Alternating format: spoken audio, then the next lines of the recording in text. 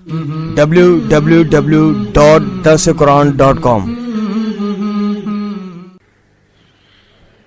الحمد لله وحده والصلاة والسلام على من لا نبي بعده أما بعد فأعوذ بالله من الشيطان الرجيم بسم الله الرحمن الرحيم سبح لله ما في السماوات وما في الأرض وهو العزيز الحكيم هو الذي أخرج الذين كفروا من أهل الكتاب من ديارهم لأول الحشر ما ظننتم أن يخرجوا وظنوا أنهم مانعتهم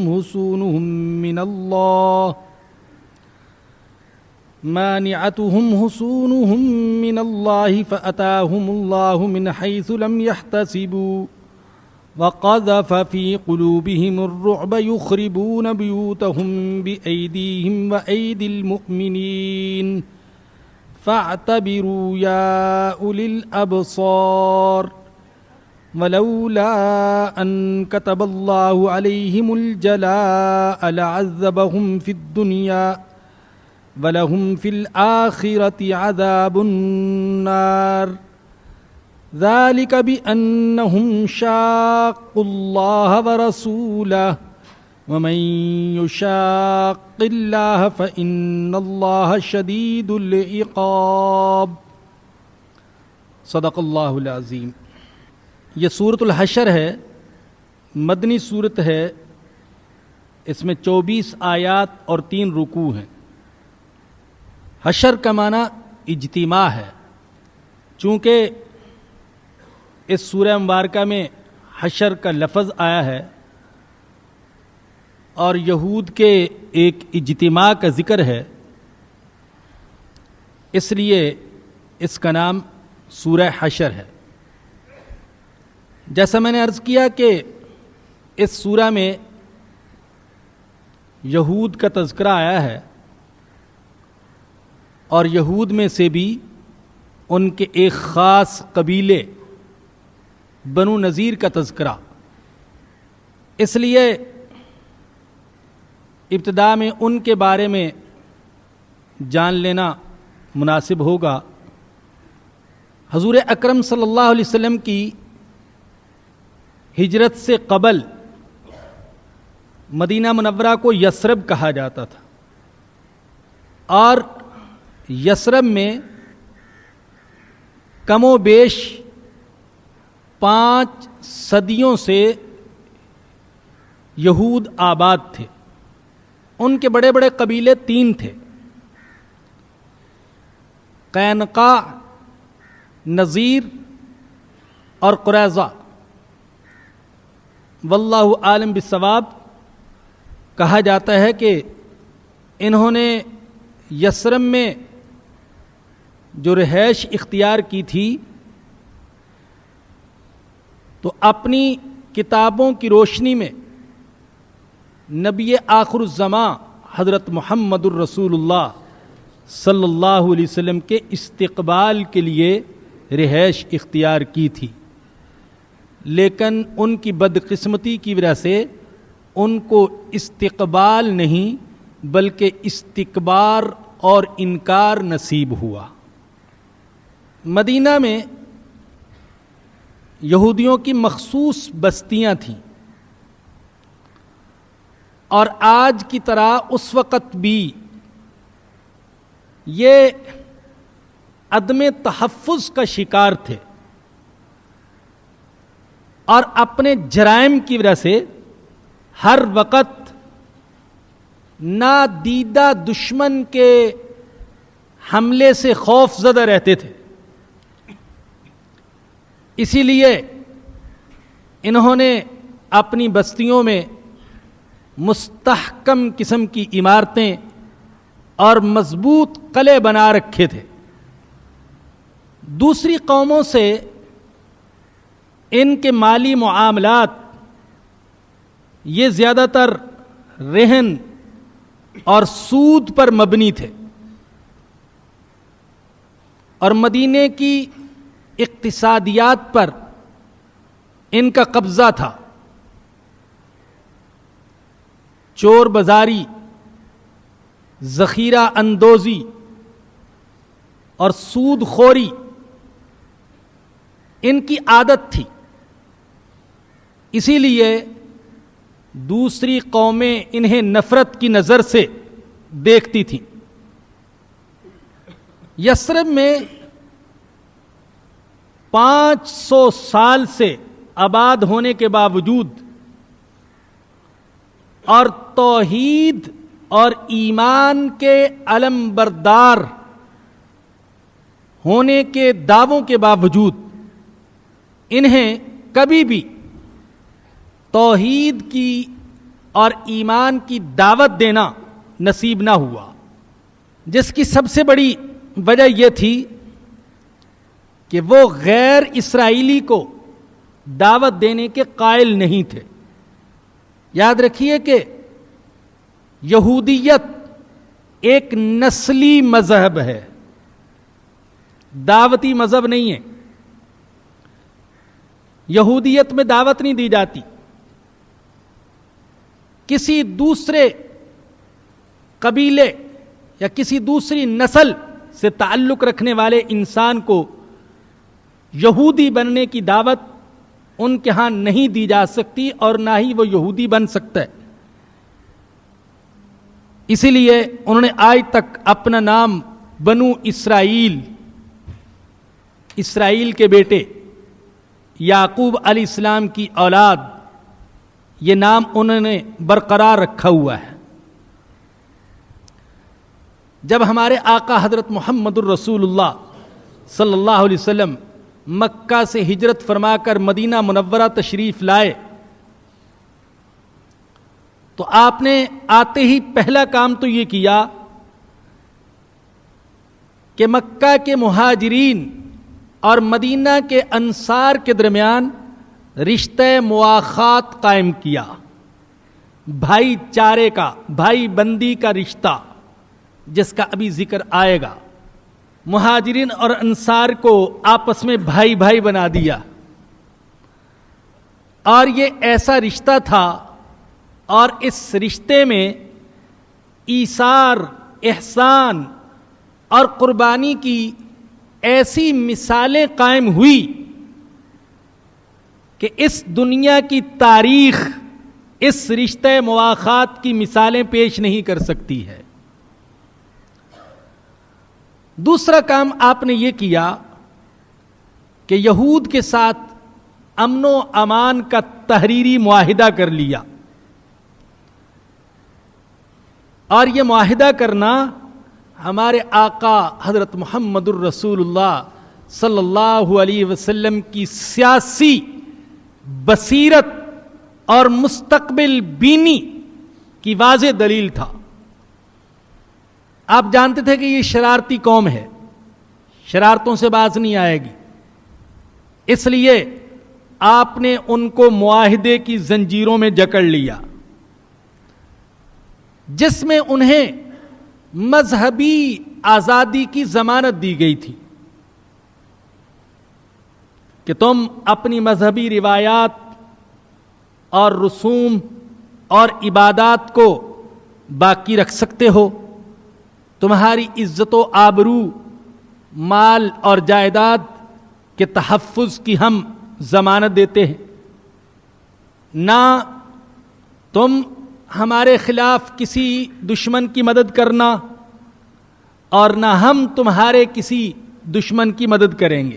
ابتدا میں یہود غیر جانبدار اور خاموش رہے، بلکہ بظاہر ان کا میلان اسلام اور مسلمانوں کی طرف تھا، اس لیے کہ مشرکین تو توحید کے اور کسی آسمانی کتاب کے علمبردار نہیں تھے، اور یہود دعوے دار تھے عقیدہ توحید پر قائم ہونے کے اور ایک آسمانی کتاب اپنے پاس موجود ہونے کے۔ تو ابتدا میں ان کا میلان اسلام اور مسلمانوں کی طرف زیادہ رہا اور وہ غیر جانبدار رہے۔ اگر وہ اس غیر جانبداری پر قائم رہتے تو آج تاریخ کا رخ وہ نہ ہوتا جو نظر آ رہا ہے، بلکہ کچھ اور ہوتا۔ لیکن وہ اس غیر جانبداری پر قائم نہ رہ سکے اور بتدریج اسلام اور یہودیت میں ٹکراؤ شروع ہو گیا، جس کے بنیادی سبب دو تھے۔ پہلا سبب یہودیوں کے اندر حسد اور تنگ دلی اور تعصب پایا جاتا تھا۔ جیسے میں نے ابتدا میں بتایا کہ وہ تو نبی آخر الزماں کے منتظر تھے، لیکن ان کا خیال یہ تھا کہ آخری نبی بھی بنو اسرائیل میں پیدا ہوگا۔ لیکن جب ایسا نہ ہوا اور حضرت خاتم النبیین صلی اللہ علیہ وسلم بنو اسرائیل کی بجائے بنو اسماعیل میں پیدا ہو گئے تو اس چیز نے ان کو حسد میں مبتلا کر دیا۔ اللہ نے قرآن کریم میں ان کے حسد کا کئی جگہ ذکر کیا ہے۔ ام یحسدون الناس علی ما آتاہم اللہ من فضل، کیا وہ حسد کرتے ہیں لوگوں پر کہ ان کو اللہ نے اپنا فضل عطا کیا ہے؟ اسی طریقے سے پہلے پارے میں بھی آتا ہے حسدا من عند انفسہم من بعد ما تبین لہم الحق، ان کے سامنے حق واضح ہو گیا لیکن انہوں نے انکار کر دیا حسد کی بنا پر۔ دوسرا سبب اس ٹکراؤ کا اور اسلام سے ان کی دوری کا، بلکہ مخالفت اور عداوت کا جو بنا وہ یہ تھا کہ وہ باطل عقائد پر جمے ہوئے تھے، ان کے اخلاق بگڑ چکے تھے، دولت سے عشق کرتے تھے، سودی کاروبار سے دلچسپی تھی، حرام مال کھانے کا شوق رگ رگ میں سمایا ہوا تھا، زندگی سے شدید محبت ان کے دلوں میں پائی جاتی تھی، جادو، کہانت اور تعویذ گنڈے میں ان کو بڑی مہارت تھی، اور اپنی حاجتوں کے لیے سفلی اعمال کا سہارا لیا کرتے تھے۔ اخلاقی گراوٹ ان کے اندر پائی جاتی تھی۔ قبل اس کے کہ میں بات کو آگے بڑھاؤں، ذرا ہم اپنا بھی محاسبہ کر لیں، اپنے گریبانوں میں جھانک کر دیکھ لیں کہ آج وہ خرابیاں جو یہود کے اندر پائی جاتی تھی وہ ہمارے اندر نہیں پائی جاتی۔ زندگی سے شدید محبت، مال کی ہرس، چاہے حلال ہو یا کہ حرام ہو، تعویذ گنڈے کا زور، سحر اور کہانت سے دلچسپی، اور اخلاقی گراوٹ کی انتہا یہ کہ جھوٹ، وعدہ خلافی، خیانت، بہتان تراشی، یہ چیزیں ہماری زندگی کا حصہ بن چکی۔ اور جان لیجئے کہ اللہ کو یہودی نام کی قوم سے نفرت نہیں تھی، ان کے اعمال سے نفرت تھی۔ یہ اعمال کسی بھی قوم کے اندر پائے جائیں تو وہ قوم اللہ کے غضب اور نفرت کا ہدف بنے گی۔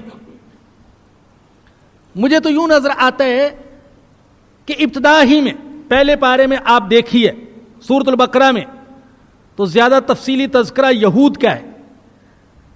اللہ پاک ایک مغضوب قوم، ایک مردود قوم، ایک لعنتی قوم کا نقشہ مسلمانوں کے سامنے رکھنا چاہتے ہیں کہ دیکھو لعنتی اور مردود قوم کے اندر یہ کمزوریاں پائی جاتی ہیں، تم اپنے آپ کو ان سے بچائے رکھنا۔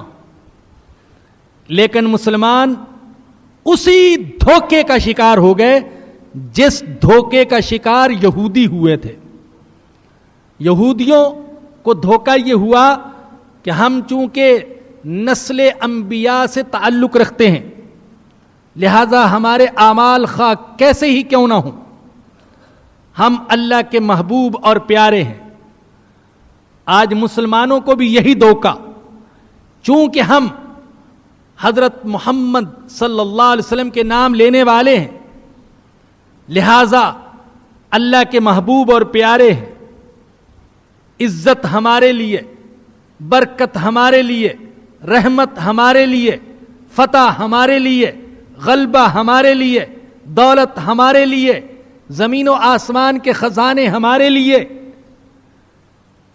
اس دھوکے کا شکار ہو گئے۔ بلکہ پچھلے دنوں ایک اخبار میں دیکھ رہا تھا کہ ایک پیر صاحب ٹی وی پر آ کر دعویٰ کر رہے تھے، میں نے اخبار میں رپورٹ پڑھی کہ ہماری وجہ سے پوری دنیا کو رزق ملتا ہے، اور وہ کہہ رہے تھے کہ ہمارے عمل خواہ کیسے ہی کیوں نہ ہوں۔ ان سے سوال یہ کیا گیا کہ آج پیروں کے اعمال اور اخلاق تو بگڑے ہوئے ہیں، بڑی بڑی بدکاریوں میں مبتلا، تو انہوں نے کہا چونکہ ہم اونچی نسبت کے حامل لوگ ہیں، لہذا ہمارے اعمال کیسے ہی کیوں نہ ہوں، ہم اللہ کے محبوب اور پیارے ہیں، لوگوں کے بگڑے ہوئے کام ہماری وجہ سے سنورتے ہیں، اولاد ہماری وجہ سے ملتی ہے، دعائیں ہماری قبول ہوتی ہیں، تعویذ ہمارے چلتے ہیں، دم ہمارے مؤثر ثابت ہوتے ہیں۔ تو اسی دھوکے کا شکار مسلمان ہو گئے جس کا شکار یہود ہوئے تھے۔ بہرحال یہ اسباب تھے اسلام اور یہودیت میں کشمکش کے آغاز کے۔ اب جو اس سورہ میں قبیلہ بنو نذیر کا واقعہ بیان کیا گیا اسے دیکھ لیجئے۔ ایک معاملہ ایسا پیش آیا کہ رسول اکرم صلی اللہ علیہ وسلم اس کے بارے میں بات چیت کے لیے بنو نذیر کی بستی میں تشریف لے گئے۔ انہوں نے بظاہر تو بڑی میٹھی میٹھی باتیں کی، لیکن آپس میں یہ طے کیا کہ آج محمد صلی اللہ علیہ وسلم خود چل کر ہمارے پاس آ گئے ہیں، انہیں ختم کرنے کا اس سے بہتر موقع ہمیں کبھی ہاتھ نہیں آئے گا۔ نبی اکرم صلی اللہ علیہ وسلم کے ساتھ 10 جانثار بھی تھے، اور آپ بنو نذیر کے ایک گھرانے کی دیوار کے ساتھ تشریف فرما تھے کہ انہوں نے یہ سازش کی کہ کوئی شخص اوپر چڑھ کر ایک بھاری چٹان حضور کے اوپر گرا دے اور آپ کچلے جائیں۔ چنانچہ عمر بن جحاش بن کعب یہ چھت پر چڑھ گیا حضور کے اوپر چٹان کو گرانے کے لیے۔ اللہ نے حضور اکرم صلی اللہ علیہ وسلم کو وحی کے ذریعے سے ان کی سازش کی اطلاع دے دی۔ چنانچہ حضور اکرم صلی اللہ علیہ وسلم وہاں سے فوراً اٹھ کر مدینہ منورہ تشریف لے گئے، اور آپ نے جنگ کی تیاری کا صحابہ کرام کو حکم دے دیا۔ یہ واقعہ ربیع الاول کے مہینے میں سن 4 ہجری میں پیش آیا۔ چنانچہ صحابہ کرام نے حضور کی قیادت میں بنو نذیر کی بستی کا محاصرہ کر لیا، وہ قلعہ بند ہو کر رہ گئے۔ 6 دن تک محاصرہ جاری رہا۔ اللہ نے ان کے دلوں میں رعب ڈال دیا، اور انہوں نے خود درخواست کی کہ ہمیں مدینہ منورہ سے جلا وطن کر دیا جائے، لیکن ہمیں جان کی امان دی جائے۔ حضور اکرم صلی اللہ علیہ وسلم نے ان کی درخواست کو تسلیم کر لیا، اور نہ صرف یہ کہ ان کی جان کی حفاظت کی ضمانت دی، بلکہ یہ بھی اجازت دے دی کہ اونٹ پر لاد کر جتنا سامان چاہتے ہو لے جاؤ۔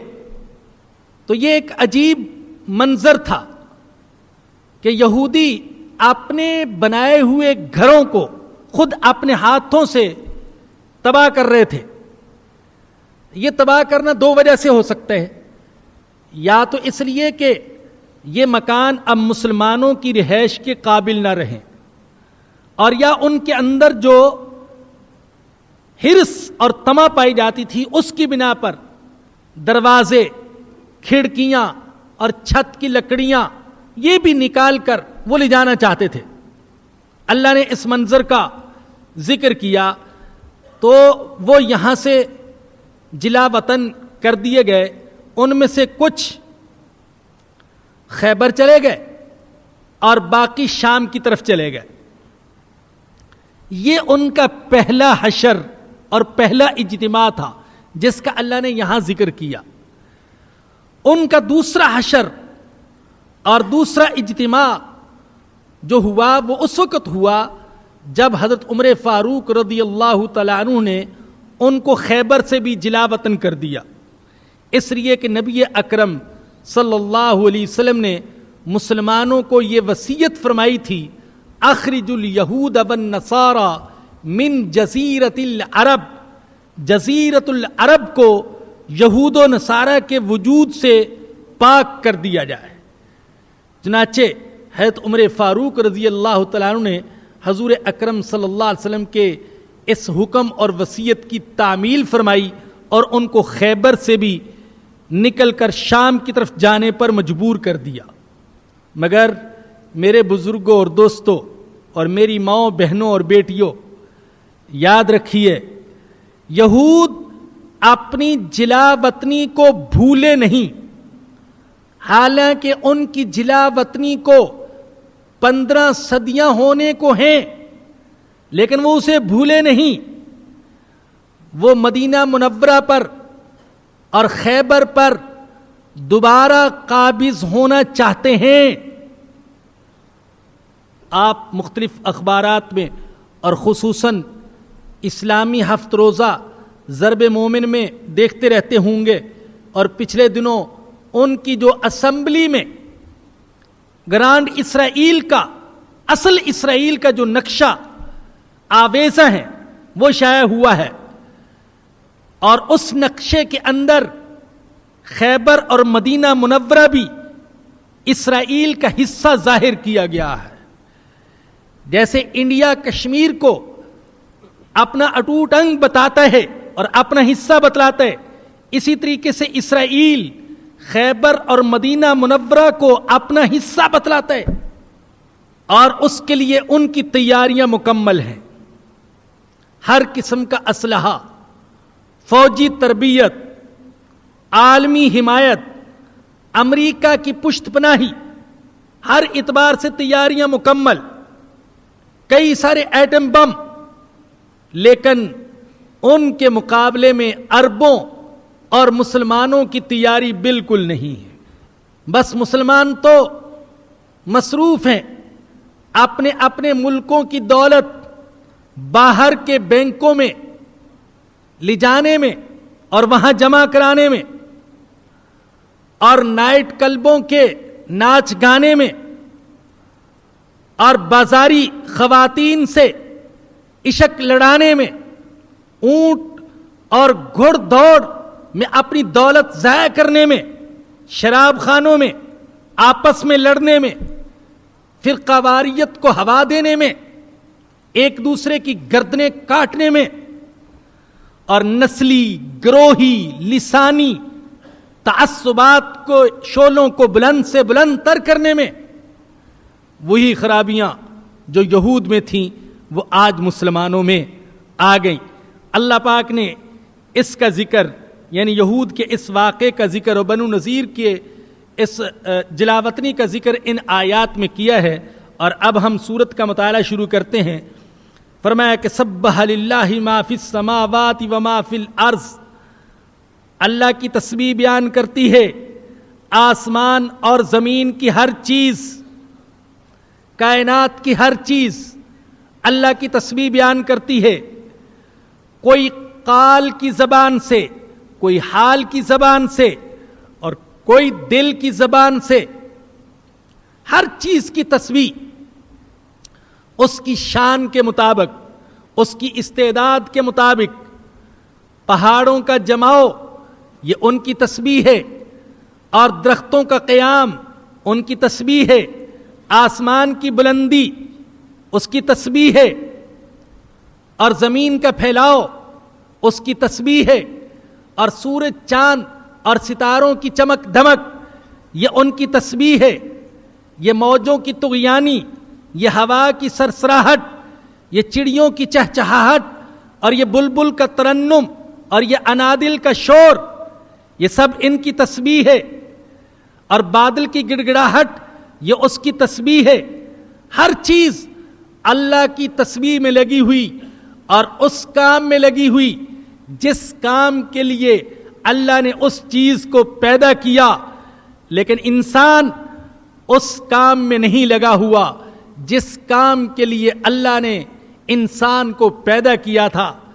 اللہ نے انسان کو پیدا کیا تھا عبادت کے لیے، اس کائنات کو سنوارنے کے لیے، لیکن یہ اس کائنات کو، اس خوبصورت دنیا کو بگاڑنے میں لگا ہوا۔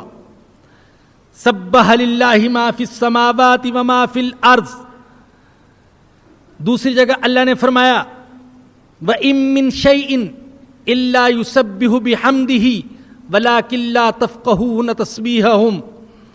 اس کائنات کی کوئی چیز ایسی نہیں جو اللہ کی تسبیح بیان نہ کرتی ہو، لیکن تم ان کی تسبیح کو نہیں سمجھتے ہو، جیسے کہ وہ تمہاری تسبیح کو نہیں سمجھتے، تم ان کی تسبیح کو نہیں سمجھتے۔ ظاہر ہے کہ یہ چڑیاں، یہ کوے، یہ طوطے، یہ مینائیں اور یہ دوسرے جانور، وہ جب انسان کو رکوع میں جاتے ہوئے، اٹھتے ہوئے، سجدے میں جاتے ہوئے دیکھتے ہوں گے تو ان کو کیا معلوم کہ یہ اللہ کی عبادت کر رہے ہیں، اللہ کی تسبیح کر رہے۔ اسی طریقے سے ہمیں معلوم نہیں کہ وہ چہچہا رہے۔ صبح چڑیا اس وقت اٹھتی ہے جبکہ انسان ابھی سو رہا ہوتا ہے۔ دنیا بدل گئی، حالات بدل گئے، شہر بدل گئے، زندگی بدل گئی، ہر چیز بدل گئی، لیکن پرندوں اور جانوروں کا جو اٹھنے اور سونے کا معمول تھا وہ نہیں بدلا، انہوں نے اپنا معمول وہی رکھا۔ آپ دیہات کے مرغے کو شہر میں لے آئیے، لیکن اسے جو حکم ہے اذان دینے کا، ایسا تو ہو سکتا ہے کہ دائمی تہجد گزار کے صبح اٹھنے میں تاخیر ہو جائے، لیکن مرغے کے اذان دینے میں عام طور پر تاخیر نہیں ہوتی، وہ اپنے وقت پر اذان دینا شروع کر دیتے۔ سبح للہ ما فی السماوات وما فی الارض۔ آسمان اور زمین کی ہر چیز اللہ کی تسبیح بیان کرتی ہے۔ وہو العزیز الحکیم، اور وہ غالب ہے، حکمت والا ہے۔ هو الذی اخرج الذین کفروا من اہل الکتاب من دیارہم لأول الحشر۔ وہی ہے جس نے اہل کتاب کے کافروں کو نکالا ان کے گھروں سے پہلے حشر کے وقت۔ ما ظننتم ان یخرجوا، تمہیں گمان نہیں تھا کہ وہ نکلیں گے۔ وظنوا، اور وہ خود بھی یہ سمجھ رہے تھے، انہم مانعتہم حصونہم من اللہ، کہ ان کے مضبوط قلعے ان کو اللہ کے عذاب سے بچا لیں گے۔ فَأَتَاهُمُ اللَّهُ مِنْ حَيْثُ لَمْ يَحْتَسِبُوا، ان پر اللہ کا عذاب ایسی جگہ سے آن پڑا جہاں سے انہیں گمان بھی نہیں تھا۔ وَقَذَفَ فِي قُلُوبِهِمُ الرُّعْبَ، اور اللہ نے ان کے دلوں میں رعب ڈال دیا۔ رعب تو ویسے بھی حضور اکرم صلی اللہ علیہ وسلم کی خصوصیت تھی۔ نبی اکرم صلی اللہ علیہ وسلم نے اپنی جو بہت سی خصوصیات بیان فرمائی، ان میں سے ایک خصوصیت یہ بیان فرمائی کہ مجھے 1 مہینے کی مسافت کے برابر رعب عطا کیا گیا ہے۔ میں ابھی 1 مہینے کی مسافت پر ہوتا ہوں لیکن دشمن کے دل دہل رہے ہوتے ہیں۔ اللہ اکبر۔ اور اللہ نے یہی رعب حضور اکرم صلی اللہ علیہ وسلم کے سچے غلاموں کو عطا کیا۔ حالانکہ پیوند زدہ کپڑے، اور کوئی گدے پر، اور کوئی گھوڑے پر، اور کوئی اونٹ پر سوار، اور ایسا بھی ہوا کہ غلام سوار اور آقا چل رہے، لیکن کیسر و کسرا تھرا رہے، اور روم اور ایران میں ایک کھلبلی مچی ہوئی کہ کون آ رہا ہے. ایسے معلوم ہو رہے جیسے مرکز کائنات جنبش میں آ گیا ہے. عمر فاروق رضی اللہ تعالیٰ نکلے ہیں مدینہ منورہ سے بیت المقدس جانے کے لیے، شام کی طرف سفر کر رہے ہیں، اور کہتے ہیں کہ حالت یہ تھی، غلام سے یہ طے کر لیا سواری ایک ہے، سوار دو ہیں، اور یہ برداشت نہیں ہو سکتا کہ میں سوار ہوں اور تم پیدل چلو. باری مقرر کر لیتے ہیں، کبھی تم سوار ہو میں پیدل چلوں گا، اور کبھی تم پیدل چلو میں سوار ہوں گا. اور کہا جاتا ہے کہ اتفاق سے جب شام میں داخل ہونے لگے تو صورت یہ تھی کہ آقا نے مہار پکڑی ہوئی تھی اور غلام اوپر سوار تھا اور پیوند زدہ کپڑے. مسلمانوں نے عرض کیا حضرت یہاں تو بڑے متمدن، خوشحال اور ماڈرن لوگ رہتے ہیں، جب ایسے بوسیدہ لباس میں دیکھیں گے کیا تصور قائم کریں گے؟ یہ خوبصورت سا جبہ زیب تن کر لیجیے. جبہ پہنا، دل کی حالت کچھ بدلتی ہوئی محسوس ہوئی، یا ہو سکتا ہے حضور اکرم صلی اللہ علیہ وسلم کی غربت اور فقر یاد آ گیا ہو، اتار دیا. اور اس موقع پر وہ تاریخی جملہ ارشاد فرمایا تھا، فرمایا یاد رکھو اے ابو عبیدہ بن جراح اور اے دوسرے امیران لشکر، یاد رکھو ہم عرب دنیا کی ذلیل ترین قوم تھے. اس ذلت کے وقت کو مت بھول جانا، اور ہمیں اللہ نے اس ایمان کی برکت سے عزت عطا کی ہے. ان جبوں اور سواریوں اور دولت کی جھنکار اور روپے پیسے کی چمک سے ہمیں عزت نہیں ملی، ہمیں تو ایمان کی بنا پر عزت ملی ہے. اگر ہم نے ایمان کو چھوڑ کر دوسری چیزوں میں عزت کو تلاش کرنا چاہا تو اللہ ہمیں ذلیل کر کے رکھ دے گا. تو اللہ نے یہ رعب حضور اکرم صلی اللہ علیہ وسلم کے غلاموں کو بھی عطا کیا تھا، جو کہ بادشاہوں کے محلات کے آداب سے بھی ناواقف تھے. اللہ اکبر، آداب سے ناواقف. سواری پر سوار ہیں اور بادشاہ کے محل میں جا رہے ہیں اور سیدھے گھوڑے پر سوار اندر چلے گئے اور جا کر اس کے تخت کے ساتھ اپنے گھوڑے کو باندھ دیا. ارے یہ کیا کر رہے ہو؟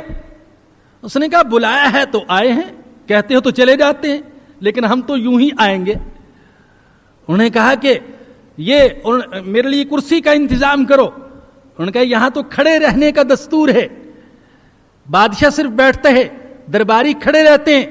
اور میں نہیں، ہمارے نبی نے ہمیں یہ نہیں سکھایا. ہم تو ایک اللہ کے سامنے کھڑا ہونا جانتے ہیں، بندوں کے سامنے کھڑا ہونا ہم نہیں جانتے. یا تو اس کو بھی کہو کھڑا ہو جائے، اور یا ہمارے لیے بھی کرسیوں کا انتظام کرو. اللہ اکبر.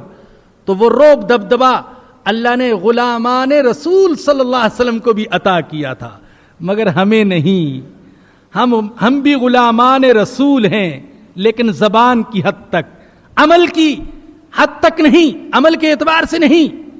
ہم نعرے تو لگاتے ہیں غلامی رسول کے، لیکن ہماری زندگی غلامی رسول کا ثبوت پیش نہیں کرتی. ہم سے کوئی نہیں ڈرتا، ہم ڈرتے ہیں ساری دنیا سے. ایک نکھٹو سا بدبودار سا گورا ایئرپورٹ پر اتر جاتا ہے اور سارے بڑے بڑے ہمارے آفیسر جو ہمارے خدا بن کے رہتے ہیں وہ سلام کرتے پھرتے ہیں، اور ادھر ہمارے بڑے بڑے ان کے ایئرپورٹ پر اترتے ہیں تو بیچاروں کے پجامے تک اتار کر تلاشی لی جاتی ہے. کیا یہ عزت اسی کا نام ہے؟ ہم تو ذلت کا شکار ہیں. اللہ اکبر. جیسے یہود اللہ کی شریعت کو ٹھکرانے کی وجہ سے ذلیل ہوئے، ہم بھی ذلت کا شکار. عرض یہ کر رہا تھا کہ فرمایا کہ اللہ نے ان کے دلوں میں رعب ڈال دیا. یخربون بیوتہم بایدیہم، اپنے ہی ہاتھوں سے اجاڑ رہے تھے اپنے گھروں کو، وایدی المؤمنین، اور ایمان والوں کے ہاتھوں سے بھی گروا رہے تھے. فاعتبروا یا اولی الابصار. اللہ اکبر. اے آنکھوں والو عبرت حاصل کرو. یہ آیت کریمہ اور آیت کریمہ کا یہ جز بار بار استعمال کیا جاتا ہے. فَاعْتَبِرُوا یا اولی الابصار، اے آنکھوں والو عبرت حاصل کرو. اگر بصارت رکھتے ہو، اور آنکھیں دو ہوتی ہیں، ظاہر کی آنکھیں اور دل کی آنکھیں. ہم میں سے بہت سے ایسے ہیں کہ ان کی ماتھے کی آنکھیں تو روشن ہیں لیکن دل اندھے ہیں. اور اللہ کہتا ہے کہ انسان اصل میں ظاہر سے اندھا نہیں ہوتا بلکہ اصل میں تو دل سے اندھا ہوتا ہے. انک لا تعمل ابصار ولکن تعمل قلوب التی فی الصدور. دل اندھے ہو جاتے ہیں جو سینوں میں ہیں.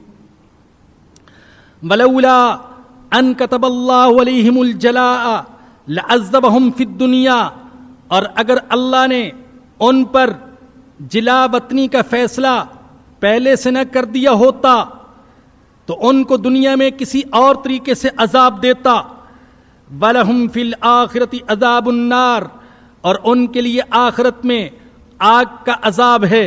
ذَلِكَ بِأَنَّهُمْ شَاقُّوا اللَّهَ وَرَسُولَهُ، چونکہ ہم میں سے کسی کو دھوکہ ہو سکتا تھا کہ ان پر عذاب آیا یہودی ہونے کی وجہ سے یا اسرائیل کی اولاد ہونے کی وجہ سے.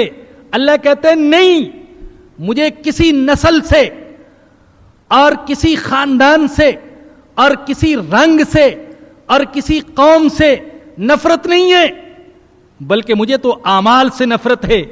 میں سزا کسی نسل سے تعلق کی وجہ سے نہیں دیتا، میں تو سزا دیتا ہوں اللہ اور اس کے رسول کی مخالفت کی وجہ سے. ذالک بأنہم شاقوا اللہ ورسولہ، یہ اس لیے کہ انہوں نے مخالفت کی تھی اللہ کی اور اس کے رسول کی. ومن یشاق اللہ، اور جو مخالفت کرتا ہے اللہ کی. پہلے تو ذکر کیا اللہ نے اللہ کی مخالفت کی، اللہ کے رسول کی مخالفت کی، اور آگے یہ نہیں فرمایا کہ جو اللہ اور اس کے رسول کی مخالفت کرتا ہے فإن اللہ شدید العقاب، تو بے شک اس کے لیے سخت عذاب ہے، سخت سزا ہے.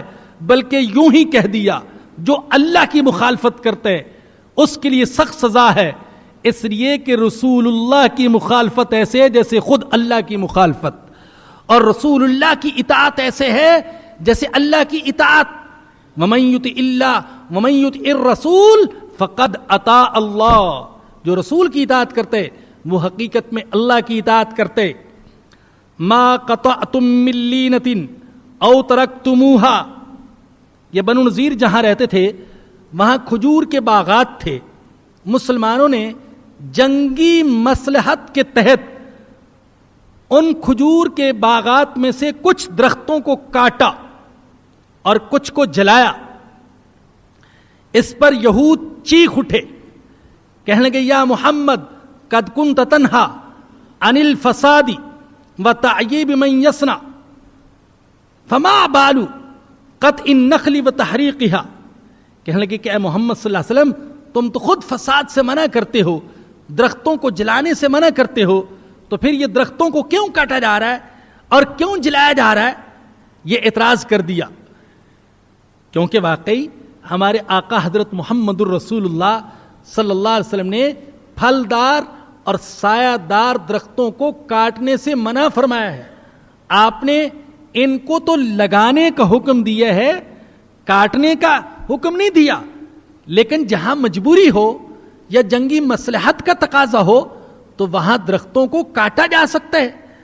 تو اس لیے اللہ نے فرمایا ما قطعتم من لینۃ او ترکتموها قائمۃ علی اصولها، اے مسلمانوں تم نے کھجوروں کے جو درخت کاٹ دیے یا جن کو اپنی جڑوں پر کھڑے رہنے دیا فبإذن اللہ، یہ سب اللہ کے حکم سے تھا، میں نے اجازت دی تھی. کون ہے اعتراض کرنے والا؟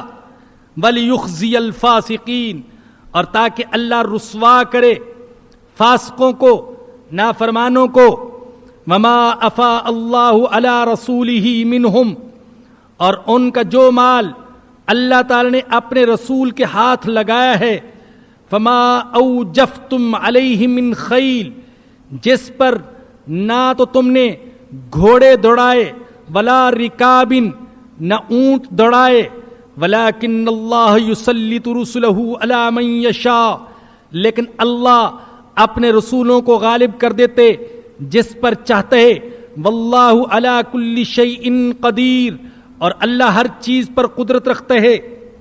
بنو نذیر کی بستی یہ مدینہ منورہ سے صرف 2 میل کے فاصلے پر تھی، نہ لمبا سفر کرنا پڑا، نہ گھوڑے اور اونٹ دوڑانے پڑے، نہ جنگ، نہ تیر و تفنگ، نہ خون ریزی، صلح صفائی ہی سے قبضہ ہو گیا۔ صرف نبی اکرم صلی اللہ علیہ وسلم سوار تھے، باقی صحابہ پیدل جا کر 6 دن محاصرہ کیا، وہ جلا وطن ہونے پر راضی ہو گئے اور اپنی بستی کو خالی کر کے چلے گئے۔ تو فرمایا کہ یہ غلبہ اللہ نے تمہیں عطا کیا ہے، تو اس سے جو کچھ حاصل ہوگا تو اس کو کہا جائے گا مال فے۔ جس غزوے میں، جس لڑائی میں، جس حملے میں جنگ تک نوبت نہ پہنچے اور صلح صفائی ہی سے کوئی علاقہ، کوئی شہر فتح ہو جائے، تو اس میں جو کچھ حاصل ہوگا اس کو مال فے کہا جاتا ہے، اور جو جنگ کے بعد حاصل ہو اسے مال غنیمت کہتے ہیں۔ مال غنیمت کا حکم اللہ پاک نے 10ویں پارے کی پہلی آیت میں بیان فرمایا کہ وَاعْلَمُوا أَنَّمَا غَنِمْتُم مِّن شَيْءٍ فَأَنَّ لِلَّهِ خُمُسَهُ وَلِلرَّسُولِ وَلِذِي الْقُرْبَى، جو مال غنیمت حاصل ہو اس کا 5واں حصہ وہ تو اللہ اور اس کے رسول کا ہوگا، اور اللہ کے رسول بھی کن پر خرچ کرتے تھے؟ قرابت داروں پر، یتیموں پر، مسکینوں پر، مسافروں پر اور مسلمانوں کی مصلحت پر، اور باقی 4 حصے مجاہدین میں تقسیم کیے جاتے تھے۔ لیکن مال فے وہ مجاہدین میں تقسیم نہیں کیا جائے گا جو کہ بغیر جنگ کے حاصل ہو گیا، اسی کا اللہ نے یہاں پر ذکر فرمایا کہ ما افاء اللہ علی رسولہ من اہل القری، بستیوں والوں کا جو مال جنگ کے بغیر اللہ اپنے رسول کے ہاتھ لگائے، فللہ وللرسول، تو وہ کس کا ہوگا؟ اللہ کا اور اللہ کے رسول کا، ولذی القربى اور قرابت والوں کا، والیتامى اور یتیموں کا، والمساکین اور مسکینوں کا، وابن السبیل اور مسافروں کا، کئی لا یکون دولۃ بین الاغنیاء منکم، ایسا کیوں ہوگا؟ یہ مال کو تقسیم کیوں کیا جائے گا؟ فرمایا تاکہ یہ مال تمہارے مالداروں کے درمیان گردش نہ کرتا رہے۔ یہ بڑا اہم جملہ ہے، یاد رکھیے کہ اسلام کے اقتصادی نظام کی بنیاد اس جملے پر ہے کہ فرمایا کہ اللہ نے یہ تقسیم کا نظام اس لیے رکھا تاکہ مال تمہارے مالداروں کے درمیان ہی گردش نہ کرتا رہے، چند ہاتھوں تک مال محدود نہ رہے۔ جان لیجئے کہ اسلام نے انفرادی ملکیت کی تو اجازت دی ہے، لیکن اس بات کی اجازت نہیں دی کہ دولت چند ہاتھوں میں گردش کرتی رہے۔ کچھ لوگ تو ایسے ہوں کہ وہ امیر سے امیر تر ہوتے جائیں، اور کچھ ایسے ہوں جو غریب سے غریب تر ہوتے جائیں۔ کچھ لوگ ایسے ہوں جن کے کتوں کو وہ سہولتیں حاصل ہوں جو دوسرے مسلمانوں کی اولاد کو بھی حاصل نہ ہوں۔ اسی لیے اسلام نے میراث کی تقسیم کا حکم دیا، مال غنیمت کی، مال فے کی تقسیم کا حکم دیا، ذخیرہ اندوزی کو اور سود کو حرام قرار دیا۔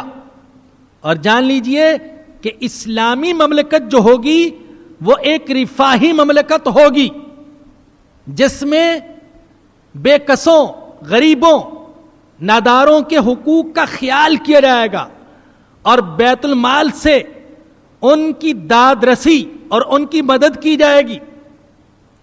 آج لوگوں کے ذہن میں اسلامی مملکت کا تصور یہ بیٹھ گیا ہے کہ اگر کوئی اسلامی مملکت قائم ہوگی تو وہاں کوڑے لگائے جائیں گے، ڈنڈے مارے جائیں گے، ہاتھ کاٹے جائیں گے اور سنسار کیا جائے گا، اور جناب جیلوں میں بھیجا جائے گا اور ہتھ کڑیاں لگوائی جائیں گی، اور بس اسلامی مملکت کا تصور یہ بن گیا کہ شلواریں ٹخنوں سے اوپر رکھنی پڑیں گی، سب کو داڑیاں رکھنی پڑیں گی، اور سب کو ٹوپیاں اور پگڑیاں پہننی پڑیں گی. بس یہ اسلامی مملکت کا تصور. اس میں شک نہیں، اسلامی مملکت میں یہ بھی ہے، لیکن صرف یہی کچھ نہیں ہے. اسلامی مملکت وہ ہوگی جس میں کوئی مظلوم انصاف سے محروم نہ رہے، کوئی مسلمان بلکہ کوئی شہری، خواہ وہ غیر مسلم ہی کیوں نہ ہو، بھوکا نہ سوئے. ہے عمر فاروق رضی اللہ عنہ کا وہ جو قول مشہور ہے جو ان کی طرف منسوب ہے، واللہ عالم بالصواب، کہ اگر دریائے نیل کے کنارے پر ایک کتا بھی بھوکا مر گیا تو عمر کو ڈر ہے کہ کہیں قیامت کے دن اللہ پوچھ نہ لے کہ حکومت تمہاری تھی، ایک کتا بھی بھوکا کیوں مرا. اور یہاں کتے نہیں، انسان بھوکے مر رہے ہیں.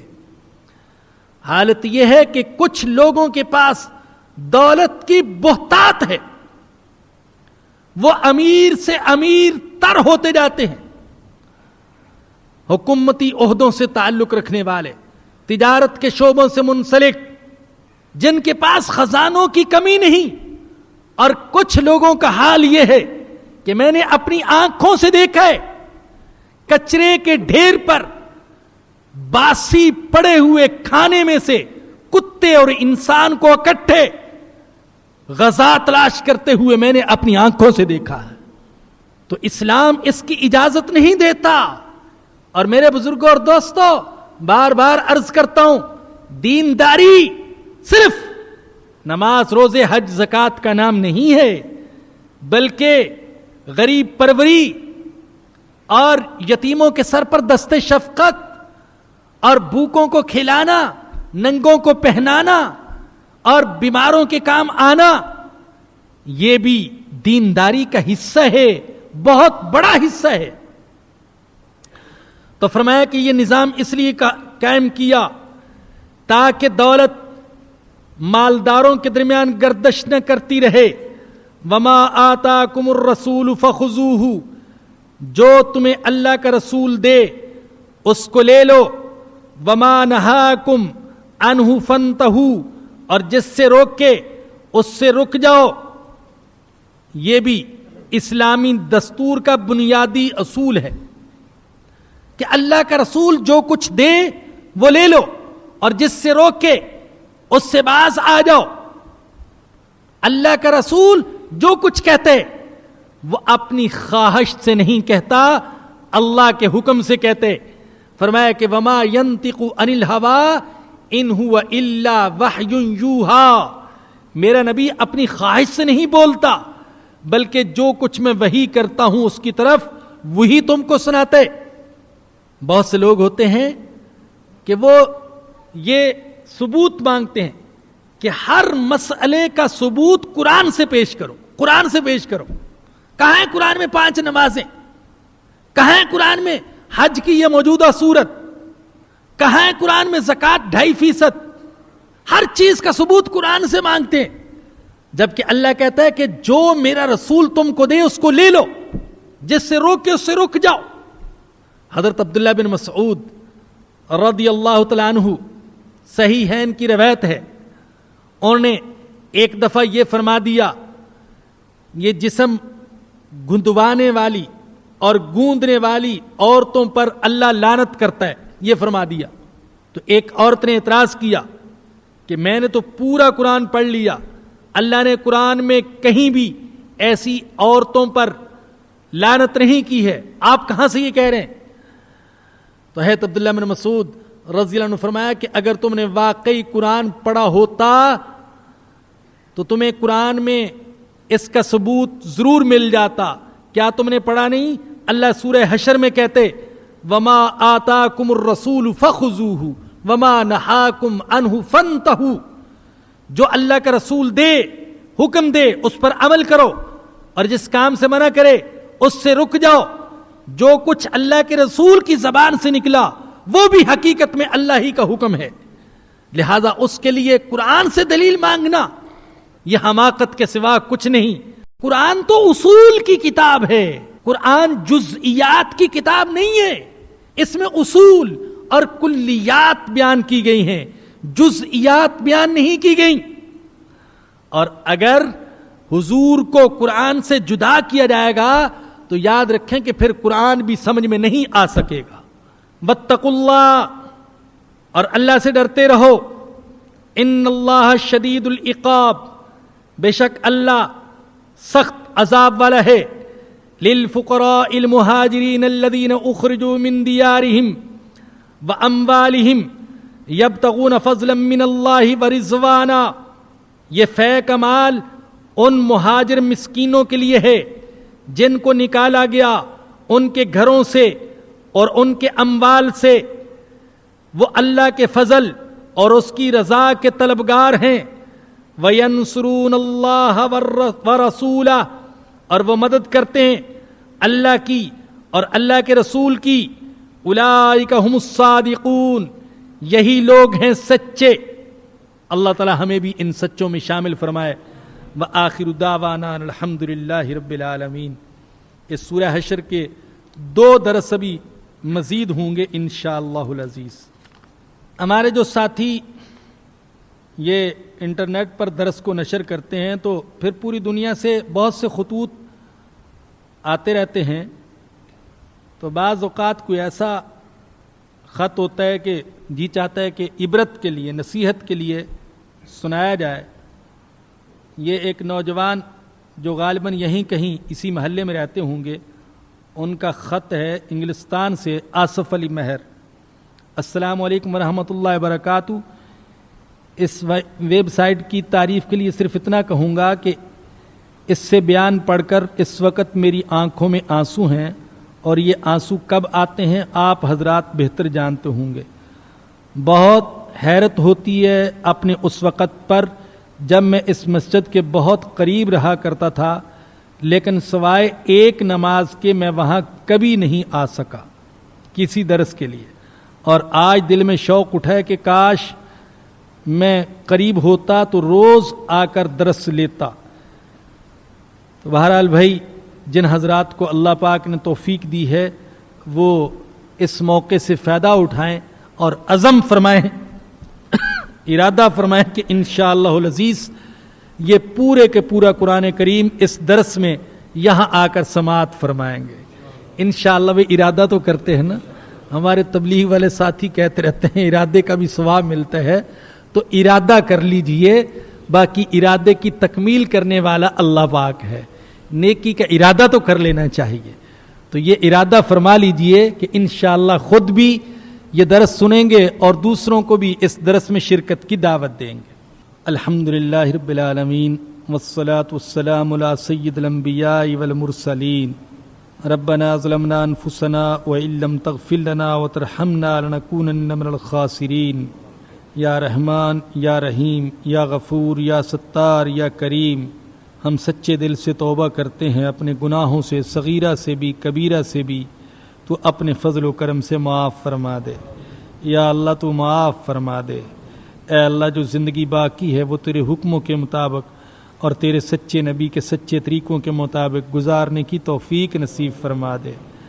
اے اللہ، ہم سب پریشان ہیں، تو اپنے فضل و کرم سے ہماری ساری پریشانیوں کو دور فرما دے۔ دینی، دنیاوی، مالی، ازدواجی، یا اللہ کاروباری، تجارتی، ہر طرح کی پریشانیاں اپنے فضل و کرم سے دور فرما دے۔ اے اللہ تو ہماری پریشانیوں کو ہم سے زیادہ جانتا ہے۔ اے اللہ تو ہماری ساری پریشانیوں کو دور فرما دے۔ اے اللہ تو کسی کا محتاج نہ بنانا، یا اللہ صرف اپنا محتاج بنا لے۔ یا اللہ خزانہ غیب سے ہماری مدد فرما، ہماری ساری ضروریات پوری فرما۔ اے اللہ ہمارے بیماروں کو شفا نصیب فرما، ہمارے وہ بھائی بہن بیٹے بزرگ اور بہنیں اور مائیں جو ہسپتالوں میں پڑے ہیں یا اللہ ان کو بھی شفا نصیب فرما، جو جیلوں میں گرفتار ہیں اے اللہ ان میں سے جو بے گناہ ہیں ان کو باعزت رہائی اور آزادی نصیب فرما، اے اللہ اس ملک کی اس شہر کی حفاظت فرما، اپنے فضل و کرم سے حفاظت فرما، عالم اسلام کی حفاظت فرما، حرمین شریفین کی حفاظت فرما، مدینہ منورہ کی حفاظت فرما، یہود و نصارہ کے شر سے حفاظت فرما، اے اللہ تو ہی حفاظت فرما، اپنے فضل و کرم سے حفاظت فرما، اے اللہ ہم میں سے جو مقروض ہیں ان کو قرض سے نجات دے دے، یا اللہ جو بے اولاد ہیں ان کو نیک اولاد عطا فرما، جو صاحب اولاد ہیں ان کی اولاد کو نیک بنا، جو بے روزگار ہیں ان کو روزگار عطا فرما، یا اللہ جو گھروں میں نوجوان بیٹے اور بیٹیاں ہیں اور والدین ان کے رشتوں کے لیے پریشان ہیں، یا اللہ تو ان کے لیے مناسب رشتے مہیا فرما، نیک رشتے آسان فرما، اپنے فضل و کرم سے آسان فرما، اے اللہ ہمارے مرحومین کی مغفرت فرما، ان کے گناہوں کو معاف فرما اور نیکیوں کو قبول فرما، اے اللہ جو کچھ مانگا وہ بھی عطا فرما، جو نہیں مانگ سکے اور ہمارے دین اور دنیا کے لیے بہتر ہے وہ بھی عطا فرما، یا اللہ جو احباب دعاؤں کے لیے کہتے رہتے ہیں یا اللہ ہم سے حسن ظن رکھتے ہیں، یا اللہ ان کے حسن ظن کو قبول فرما، یا اللہ ان کی دعاؤں کو قبول فرما، ان کی جائز ضروریات کو پورا فرما، اے اللہ ہمارا خاتمہ ایمان پر فرمانا اور قیامت کے دن حضور اکرم صلی اللہ علیہ وسلم کی شفاعت نصیب فرمانا۔ ربنا آتنا فی الدنیا حسنۃ وفی الآخرۃ حسنۃ وقنا عذاب النار، ربنا تقبل منا انک انت السمیع العلیم وتب علینا انک انت التواب الرحیم، صلی اللہ تعالی علی رسولہ وخیر خلقہ سیدنا و مولانا محمد وآلہ وصحبہ واہل بیتہ اجمعین، آمین برحمتک یا ارحم الراحمین۔